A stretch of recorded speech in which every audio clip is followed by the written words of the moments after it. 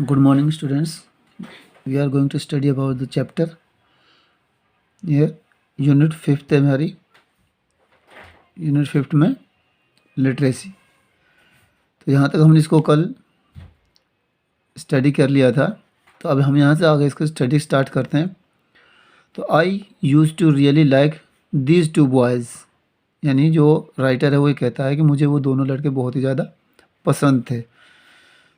For their एंथुसिज्म बोलते हैं जैसे लगन को, यानी किसी काम में लगने को या फिर वर्क हार्ड को। Once in a while I took snacks and some old shirts for them, यानी एक बार आई टुक स्नैक्स, यानी स्नैक्स बोलते हैं खाना, यानी फूड, यानी मैं उनके लिए खाना लेके गया। And some old shirts for them, यानी कुछ पुरानी जो शर्टें थी मेरे पास रखी थी, मैं उनको यूज़ नहीं करता था, तो मैं उनको लेके गया था।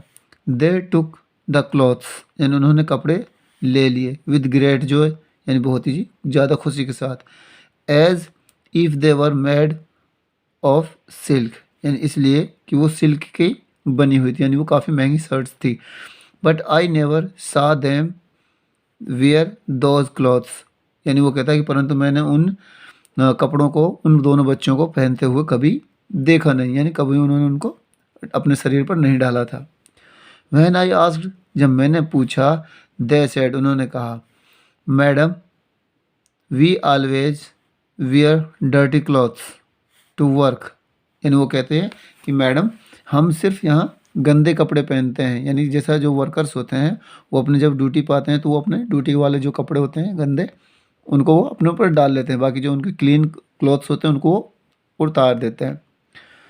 तो वो क्या कहते हैं, we always wear dirty clothes to work, यानी हम जब काम करते हैं तो अपने सारे गंदे, जो हमारे जो कपड़े गंदे होते हैं उन्हीं को ही हम डालते हैं। बिकॉज, क्योंकि at the station they become greasy, यानी स्टेशन यानी जहाँ हम रहते हैं, यानी इस गैराज में या फिर उस दुकान में, काम की दुकान में जहाँ हम रहते हैं वो ग्रीसी बोलते हैं, ऑयली, यानी जिसको चिकना बोलते हैं, यानी वो जैसे उसमें तेल वगैरह, ऑयल वगैरह सारा लग जाता है तो कपड़े ख़राब हो जाते हैं। तो वो कहते हैं कि इसलिए हम इनको, जो हमारे कपड़े हैं रोज़ाना के काम करने के, हम उन्हीं को यहाँ पर डाल लेते हैं, बाकी और जो हम कपड़े डाल के आते हैं घर से उनको हम चेंज कर लेते हैं।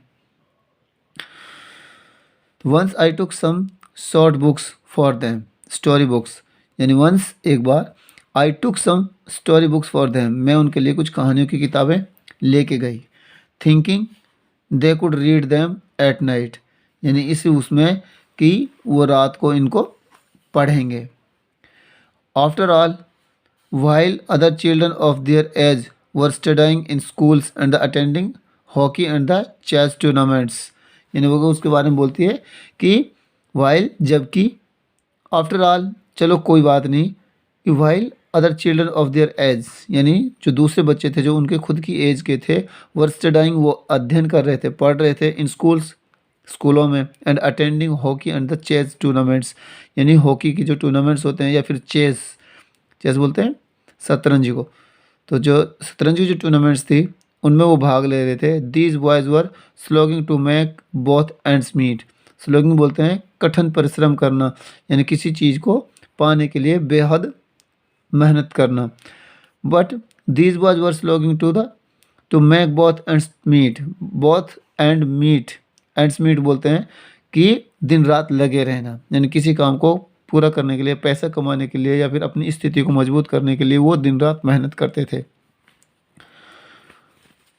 But when I gave them the story books, यानी जब मैंने उनको कहानी वाली किताब दी, देयर फेसेस बिकेम पेल, यानी उनके जो चेहरे थे वो पीले पड़ गए। And for the first time ever I saw a trace of unhappiness, यानी वो क्या कहते हैं कि when I gave them the story books their faces became pale, जब मैंने उनको कहानियों की जो किताबें थी वो दी तो उसके जो चेहरे थे उनके पीले पड़ गए। And for the first time, यानी पहली बार में, एवर, यानी शुरुआत से, कभी भी, I saw a trace of unhappiness on their faces, यानी मैंने पहली बार किन्हीं बच्चों के चेहरे के ऊपर वो खुशी देखी जो मैंने शायद कभी किसी बच्चे के ऊपर नहीं देखी उन किताबों को, यानी कहानियों की किताबों को देखने के बाद। तो वो क्या कहते हैं इस बारे में, they said madam it takes a lot of time for us to read as we are not use to reading. यानी वो क्या कहते हैं उसे कि madam it takes a lot of time, यानी इनको पढ़ने में हमें बहुत ज़्यादा समय लगेगा। टू रीड पढ़ने में, as we are not use to reading क्योंकि हम पढ़ना नहीं जानते। क्यों? क्योंकि अगर हम पढ़ना जानते तो हम शुरू से ही पढ़ाई करते। Will you tell us the story, यानी वो क्या कहता है कि हमें पढ़ने में बहुत ज़्यादा टाइम लगेगा, तो क्या आप वो कहानी जो इसमें है वो हमें सुना सकती हो, यानी हमें बता दो, हम सिर्फ ओरली सुन लेंगे। तो नेक्स्ट है how can I tell the story here when you are working all the time, यानी वो क्या कहती है कि जब आप यहाँ सारे दिन काम में लगे रहते हो तो फिर मैं आपको कहानी कैसे सुना पाऊँगी। यानी अगर मैं आपको कहानी सुनाऊँगी तो आपका जो टाइम है वो ख़राब होगा, आप काम नहीं कर पाओगे, और काम के दौरान अगर आप कहानी सुनोगे तो आपका जो काम में मन नहीं लगेगा और आप काम को ख़राब कर दोगी। तो we get some free time at about 4 o'clock if you come to get our your car service then. तो वो क्या कहते हैं उनसे, तो we get some free time, यानी हमें कुछ समय मिलता है फ्री, यानी कुछ आराम करने के लिए।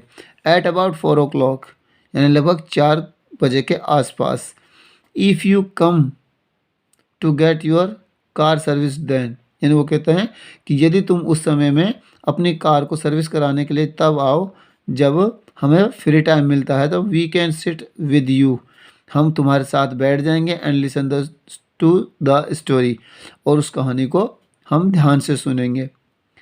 तो देयर 2 पेयर ऑफ आइज़, यानी उनकी 2 आँखों के जो जोड़े थे, were begging me for the stories, यानी उनकी आँखों से ऐसा लग रहा था कि मानो वो मुझसे कहानियों को तलब कर रहे हैं, यानी मुझे कहानियाँ मांग रहे हैं। Begging me for the stories and I could not से नो, और मैं उनकी आंखों को देखकर या उनके चेहरे को देखकर मना नहीं कर सकी थी।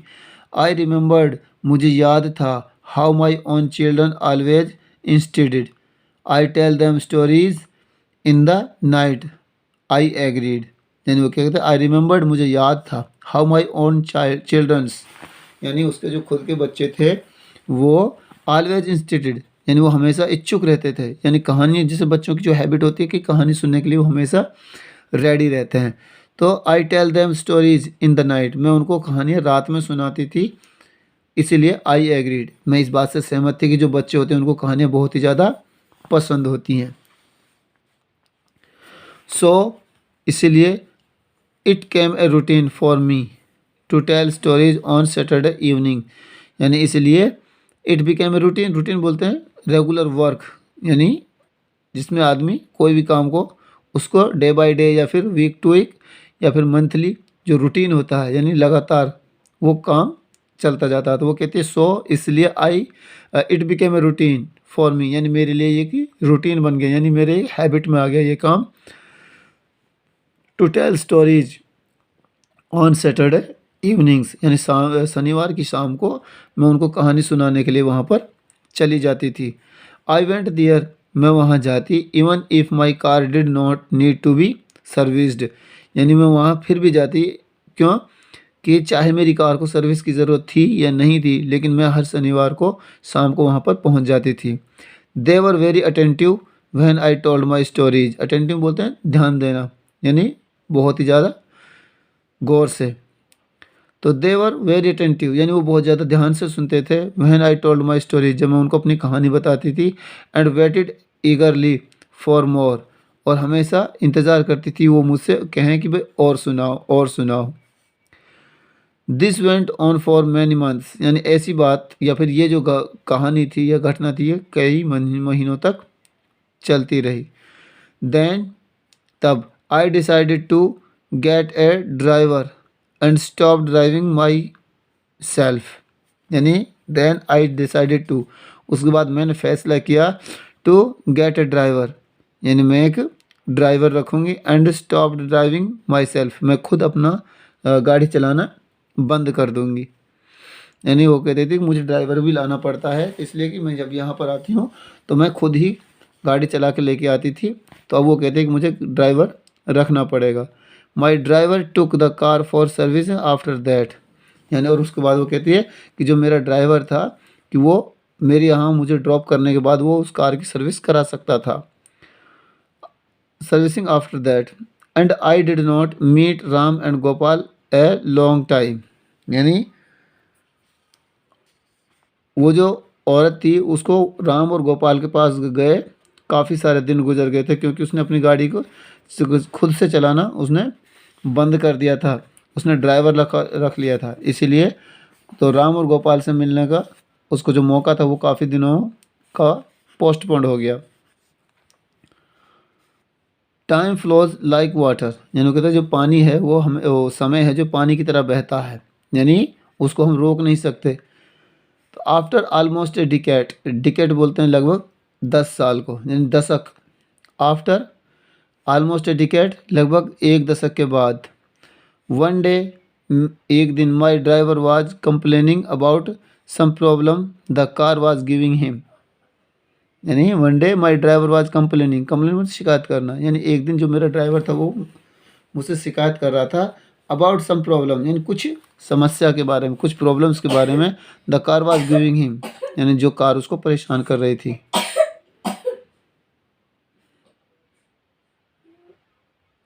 I told him to get it repaired, यानी आई टोल्ड हिम, मैंने उसको बताया, टू गेट इट रिपेयर्ड, यानी उसको रिपेयर कराने के लिए। तो my old car had outlived it's life but was still working. Outlived बोलते हैं यानी एक चीज़ जो उसको काफ़ी, यानी उसको रखा तो जाता है लेकिन उसको यूज़ नहीं किया जाता, यानी काफ़ी दिन होना है यानी उसको यूज़ किए हुए। तो my old car had outlived, यानी ऐसा लगता था जो मेरी पुरानी जो कार थी उसको काफ़ी दिन हो गए थे उसको यूज़ किए हुए, चलाए हुए, life, but was still working, परंतु वो अभी भी काम करती थी। When my driver came back from the garage he sad, यानी जब मेरा ड्राइवर था जो गैरेज से बाहर आया तो उसने क्या कहा, after looking at the car, यानी कार के देखने के बाद। The car mechanic asked about you, यानी वो कहता है जो कार का जो मैकेनिक था वो आपके बारे में पूछ रहा था। Do you know the owner of the good luck garage, यानी वो कहता है कि डू यू नो, क्या तुम जानते हो, the owner of the good luck garage, यानी जो गुड लक गैरेज है, यानी गुड लक नाम का जो गैरेज है उसके ओनर को आप जानते हो। तो who do you think would be the owner of the garage, यानी अब क्वेश्चन ये आता है कि जो गैराज का जो मालिक है वो कौन है, यानी कौन हो सकता है। तो यहाँ से आप इसको स्टार्ट करते हैं। I have not heard this name, is it a new garage, यानी कहता है I have not heard this name, वो कहती है कि मैंने इस नाम का गैराज कभी, या फिर इस नाम का जो गैराज है ऐसा नाम मैंने कभी नहीं सुना। Is it a new garage, क्या ये एक नया गैराज है। तो it is relatively new, I always prefer to go to garages owned by youngsters, यानी वो क्या कहते हैं, इट इज़ रिलेटिवली न्यू, यानी ऐसा लगता है कि मानो ये जो गैराज है वो बिल्कुल नया लगता है, नया सा है। I always prefer to go to garages owned by youngster, यानी वो क्या कहती है कि मैं जो गैराजेस होते हैं यानी जो काम की जो दुकानें होती हैं मैं उन दुकानों पर जाती हूँ अक्सर, जो यंगस्टर यानी जो जवान बच्चे होते हैं या फिर जो काम अच्छा करते हैं उनके पास मैं हमेशा से इच्छुक होती हूँ जाने की। This young man is very sincere, यानी वो क्या कहता है ये जो आदमी है ये बहुत ही ज़्यादा सिंसियर है यानी अच्छा है। It seems he has known you for a long time, और वो उससे कहता है जो ड्राइवर है उससे लेडीज से कहता है कि मुझे ऐसा लगता है कि वो जो आदमी है वो आपको काफ़ी लंबे समय से जानता है। He asked if you are still teaching in the college, यानी वो पूछ रहा था कि क्या आप अब भी कॉलेज में पढ़ाती हो।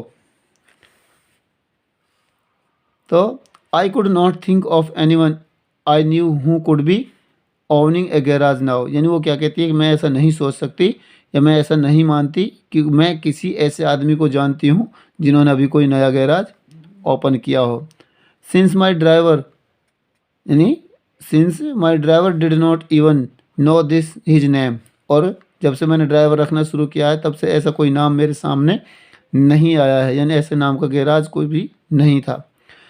आई was unable to place him and assumed it was some old students of mine, यानी वो कहता है I am unable to place him, यानी मुझे उसके बारे में कुछ पता नहीं है या फिर मुझे याद नहीं है कि एंड assumed